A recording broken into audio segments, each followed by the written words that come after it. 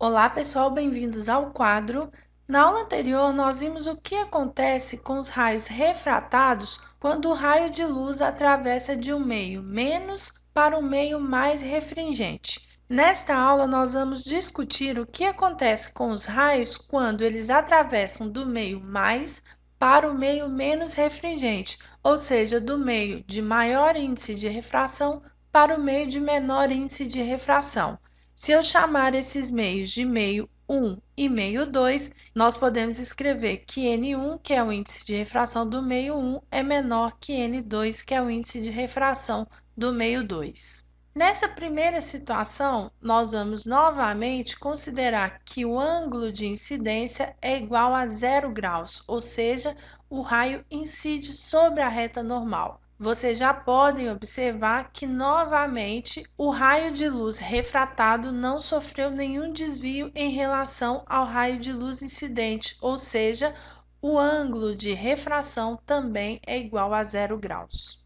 No segundo caso, o ângulo de incidência novamente pode ser diferente de zero, sendo que nós vamos considerar, neste primeiro caso, que I está entre 90 graus e zero, ou seja, I é maior que zero e menor que 90 graus. Como o raio está passando de um meio de maior índice de refração para o meio de menor índice de refração, a sua velocidade sofrerá uma alteração. A velocidade irá aumentar quando o raio passar do meio 2 para o meio 1. Como a velocidade aumenta, o raio de luz se afasta da normal, ou seja, neste caso, o ângulo de refração será maior que o ângulo de incidência. Nós ainda podemos aumentar o ângulo de incidência até que I seja igual ao ângulo limite. Neste caso, o ângulo de refração será igual a 90 graus. Então, vocês podem observar que à medida que eu aumento o ângulo de incidência até que ele seja igual ao ângulo limite, o ângulo de refração aumenta até o limite máximo, que é de 90 graus. Daí eu pergunto a vocês, seria possível que esse raio incidente incidisse com um ângulo maior que o ângulo limite? E eu digo a vocês que sim, é o que nós vamos verificar agora. Vocês observam aqui que esse ângulo de incidência I é maior que o ângulo limite proposto no exemplo anterior. O que acontece neste caso é que não há mais refração dos raios de luz, ocorre uma reflexão com o ângulo R de reflexão igual ao ângulo I. Nessa situação, nós dizemos que a reflexão é uma reflexão total.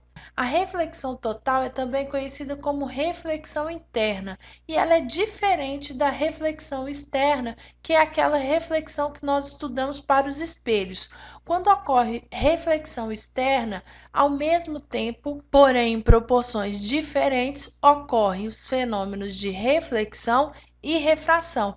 Neste caso, quando a reflexão é total, não ocorre a refração, ok? A reflexão total tem aplicações muito práticas na nossa vida. Vocês com certeza já ouviram falar sobre a fibra óptica. O princípio de funcionamento de transmissão de informações através de fibra óptica é a reflexão total.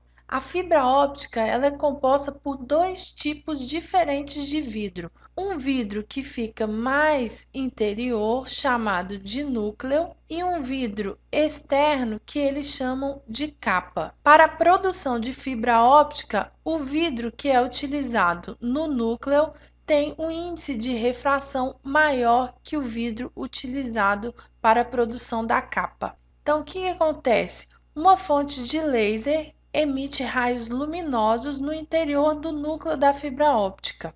E esses raios de luz vão percorrer todo o interior. E por que ocorre reflexão total neste caso? Porque o ângulo de incidência com que o raio incide sobre a superfície que divide o núcleo e a capa é maior que o ângulo limite. Como o ângulo de incidência é igual ao ângulo de reflexão, ao atravessar novamente o núcleo, o raio de luz irá incidir na outra extremidade também com um ângulo maior que o ângulo limite, e isso vai se repetir ao longo de todo o núcleo da fibra óptica até o ponto final.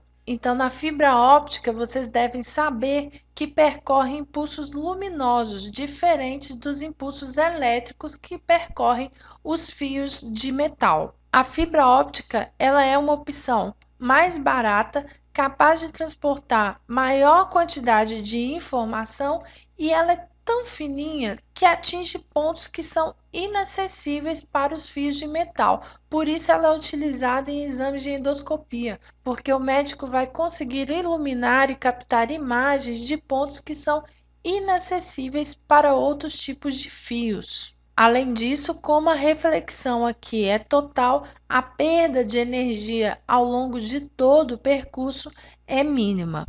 Bom, espero que vocês tenham compreendido. Na próxima aula, nós vamos resolver um exercício e também vamos falar sobre as miragens. Não percam!